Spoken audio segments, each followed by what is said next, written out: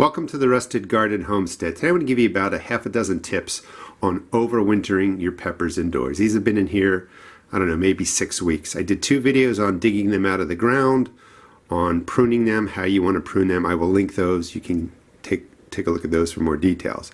But let's just start from the beginning. So if you're bringing in plants indoors, you don't want to just dig up the plant, put the plant and soil in a pot from your containers or your earth beds and bring them inside. They are loaded with insect eggs and problems, and in the nice warm temperatures of your house, the insects are going to hatch, they're going to go crazy, there's no nature to control them, you're going to have a problem. So again, check out those videos, I show you in detail how to do it. But you basically want to dig up your plant. Well, let's just start with the basic cut. You know, this is about 8 inches, 10 inches straight stem up there. Cut off the stems, create a nice V. That's the standard way to prune your pepper plant back, bring it indoors. You then dig up the pepper plant after you prune it, bang off the soil, put in fresh soil. That will help get rid of some of the insects. Now there's 2 other things you can do. Put about 1 inch of sand on top. That seals the top, so insects aren't going to be able to travel up and go through that. This is really a good way to manage fungus gnats. And then I don't know if you'll be able to see it, but in the bottom, that's paper bag basically. Put some paper bag down there. Again, that seals the bottom, makes it hard for any potential insects to travel through the dirt down at the bottom and get to the top. And that really helps the hygiene of your plants. Now, once you bring them inside, you can see that they're going to leaf at different rates. You don't want to water these weekly. You don't want to feed these regularly. You're not growing to get flowers and peppers. You're just trying to overwinter them. So about every 3 to 4 weeks, you can see I just watered these. I just pour in some water right around the base, let it soak in, and then when the soil dries, or when the sand dries, I cover up the soil again. Every 3 to 4 weeks. You just want to keep it moist. You don't need to feed these right now. If you're adding in like a potting mix, that usually has fertilizer in it anyway when you're transferring it from the earth outside, giving it new soil in the pot. It's going to have some nutrients in there anyway. If you're concerned, if your leaves are growing and maybe they look a little bit yellow or something like that, a very light dilution of a fertilizer, maybe once, maybe twice over the 120 days that they're indoors is all you're going to really need. That's the basic setup. Now, these are at a window that gets maybe 2 hours of morning sun. I have a light right here, just a clamp-on LED light.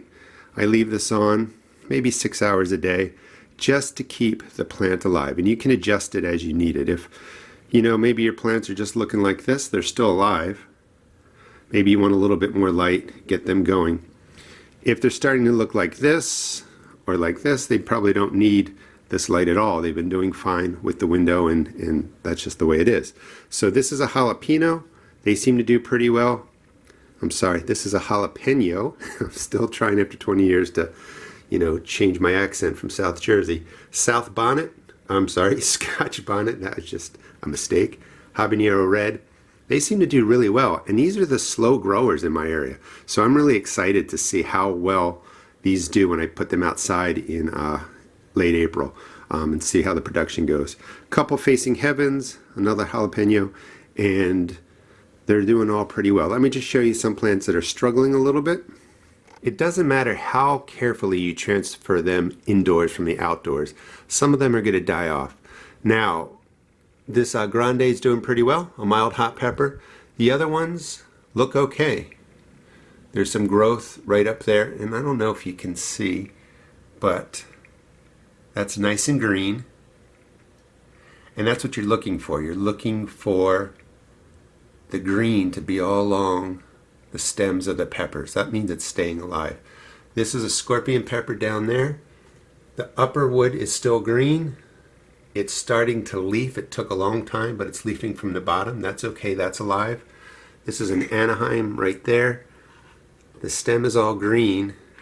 It's hard to see with the backlight. It hasn't leafed yet. Now this one is a red ghost pepper, and unfortunately Everything stem-wise has browned out, and that one is probably dead. I'm going to leave it in there a little bit longer. Maybe some growth will come up from the bottom, but that's going to happen. So out of, maybe 12 plants, I only have 1 or 2 that aren't going to make it. So let's go back to the ones that are doing well. And the whole key, just a quick refresh, is to not bring insects in from outdoors. Water them infrequently, just keep the roots moist. You don't really need to feed them. Give them enough light to survive, and then in about 120 days, they'll start getting transitioned outside. If you want to subscribe to my channel, I will show you how I do that. Thanks for watching. Hope this gives you some confidence to overwinter your peppers. It's a really great way to get a jump on this season. These plants are going to be much bigger and produce much more than my seed started peppers. Thanks for watching, and please check out my seed shop at therustedgarden.com.